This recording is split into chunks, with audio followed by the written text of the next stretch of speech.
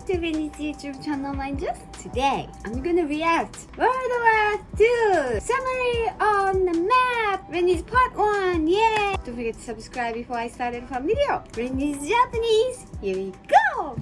We begin at the end of World War I. After the defeat of the Central Powers, harsh conditions are imposed on the vanquished.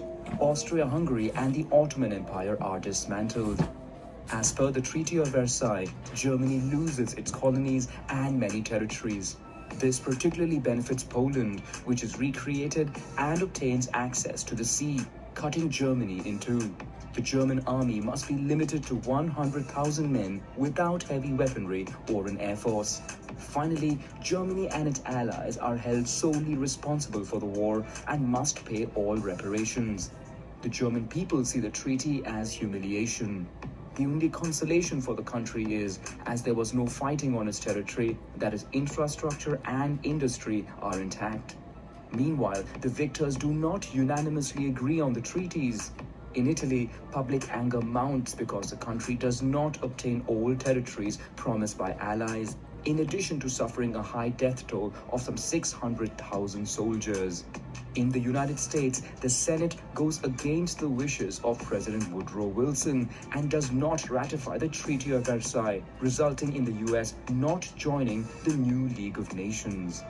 This international organization is tasked with preserving peace and developing cooperation between nations. However, Russia, which became the USSR after the Bolshevik Revolution and the Civil War, is excluded from the League of Nations. Weakened and frustrated by the loss of European territories, Russia finds itself isolated as the West fears an expansion of communism. The United Kingdom focuses on its immense empire, which covers almost a quarter of the land surface of the planet. France, the northern regions of which are particularly hard hit by war, finds itself without strong allies in the effort of upholding the Treaty of Versailles, which is rejected by the German people. In Germany, high debt and speculation on the mark causes hyperinflation. The country slows down payments for war reparations. In reaction, France and Belgium, which count on these payments for their own reconstruction, send troops to occupy the Ruhr, a rich industrial region. Hyperinflation reaches its peak. $1, which in 1914 was worth around 4 marks, in November 1923 trades for 4,200 billion marks. Some banknotes become less valuable than the paper on which they're printed. The United States and the United Kingdom propose a plan to adjust German debt and grant credit to the country so that it can revive its economy. The United States then lends to Germany, which resumes payment of war indemnity to victors, which themselves are indebted to the United States by buying arms and equipment on credit during the war. The United States thus becomes the backbone of the world economy. After a year of reforms, Germany returns back to growth. Tensions ease and the country is even admitted to the League of Nations. The global economy booms, with the United States leading the way. The abundance of raw materials and the development of assembly line work in factories accelerates production and lowers prices. In Italy, Mussolini's fascist party obtains full dictatorial power by banning all other political parties. In New York, the Wall Street crash takes place and causes the most severe economic crisis of the 20th century. Its repercussions are global. Germany is badly hit, with 30% of its population rendered unemployed and poverty exploding. The government in power is held responsible for the situation, fueling the rise of extremism. In the legislative elections of 1932, the far-right NSDAP, also known as the Nazi Party, wins. Its president Adolf Hitler is placed as head of government. In a short time, he eliminates all opposition and seizes absolute power. The Weimar Republic is replaced by the Third Reich. Hitler's ambition is to unite the German peoples, who he considers superior, into a great nation. He wants to annul the Treaty of Versailles and annihilate Jews and Marxists. The country leaves the League of Nations, stops war reparation payments, and reinstates compulsory military service. In reaction, France and the United Kingdom muster weak protest. Hitler sees this as an opportunity to massively revive German military industry. In 1935, Italy launches a policy of colonial expansion. Its armies enter Abyssinia, an independent country and member of the League of Nations. Despite occupying its capital, Italian forces face continued resistance, and the exiled emperor of Abyssinia would never sign an armistice. In Spain, a civil war pits Republicans against the nationalists of General Francisco Franco, who has the military support of Italy and Germany.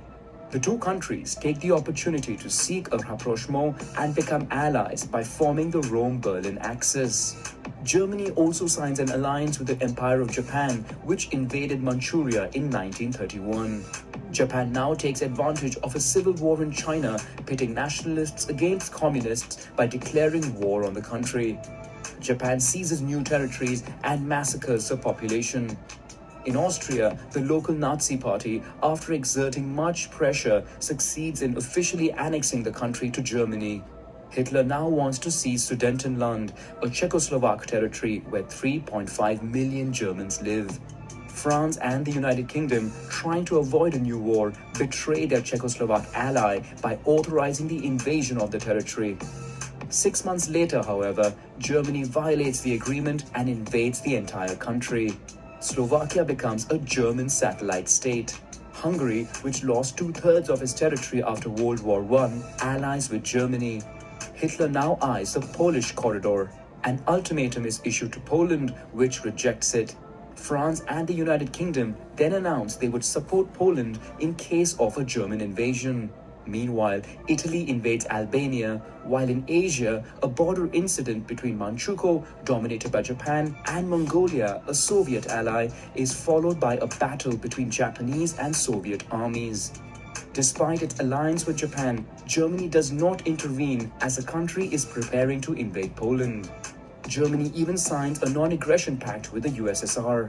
A secret protocol delimits the spheres of influence of the two powers in Poland and in Eastern Europe. After its defeat, Japan abandons its westward expansion and instead focuses attention to the south.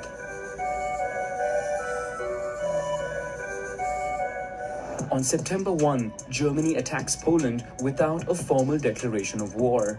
In reaction, France and the United Kingdom declare war on Germany. Polish armies are quickly overwhelmed by Germany's new combat strategy known as the Blitzkrieg. It involves concentrating maximum force on certain points to quickly break through a front line, surrounding enemy pockets and neutralizing them. Despite German forces being concentrated in the east, Allies do not take advantage and remain stationed at the borders, instead preparing for attrition warfare as it did during World War I. The Soviet Union, in accordance with the Molotov-Ribbentrop Pact, invades eastern Poland. The two powers prevail and occupy the country. The USSR then focuses on Finland. When the latter refuses to renegotiate the border, which Russia considers a threat to Leningrad due to its proximity, the Red Army begins an invasion. But it faces greater resistance than expected, and despite its clear numerical superiority, the USSR struggles to win. Finally, peace is signed and the border is pushed back. But the Winter War proves to be a fiasco for the USSR, which does not go unnoticed by Hitler, who sees it as a weakness of the Red Army. In the West, the Allies threaten an important iron supply route which passes through Norway and supplies 50% of German industry. In reaction, Germany invades Denmark and Norway. Maintaining its momentum, the Reich launches an invasion of Benelux. The French and British, who fear a new Schlieffen Plan similar to World War I, send quickly a large part of their forces to the north to form a common front with Belgian and Dutch armies. But Germany, as it did in Poland, launches a blitzkrieg. After massively bombarding a weak point, its panzer tanks pierce the front line and head for the sea, which they reach within a week. 1.5 million Allied soldiers are surrounded. In a few days, more than 330,000 British and French troops are evacuated via the port of Dunkirk, which is taken over on June 4. German armies then charge Paris. Italy takes advantage to declare war on France, opening a new front in the south. The new head of the French government, Marshal Pétain, is forced to ask for an armistice. But General Charles de Gaulle, exiled in London, calls on the French to continue the fight. After signing the armistice, Pétain's government moves to Vichy, with the southeast and French colonies remaining under his control. Germany occupies the north and the Atlantic coast. The British begin to capture and destroy French ships. In the east, the USSR, still in alignment with the Molotov-Ribbentrop Pact, seizes Baltic countries and Bessarabia without any battles. Hitler now wants to invade Britain, but the island is too well defended by the Royal Navy, so aerial attacks are launched. The British RAF and the German Luftwaffe regularly clash, causing heavy losses on both sides. But the British fleet regenerates faster than Germany's, forcing it to review its strategy. British Air Force installations then become the target of bombardment.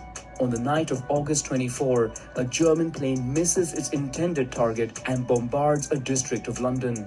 In retaliation, Britain bombs Berlin the following day. Hitler is furious. The battle takes a new turn. Both camps begin targeting cities. Despite London being regularly bombed, the Germans do not succeed in dominating the war. Hitler then plans to abandon this front to shift focus to the USSR. On September 27, Japan joins Germany and Italy in signing the Tripartite Pact. This video is 24 minutes, but it's hard to watch all things at the same time, so I'm gonna do tomorrow. Thank you for watching. Please give me a like and subscribe, and see you next time. またね。にゃにゃにゃ。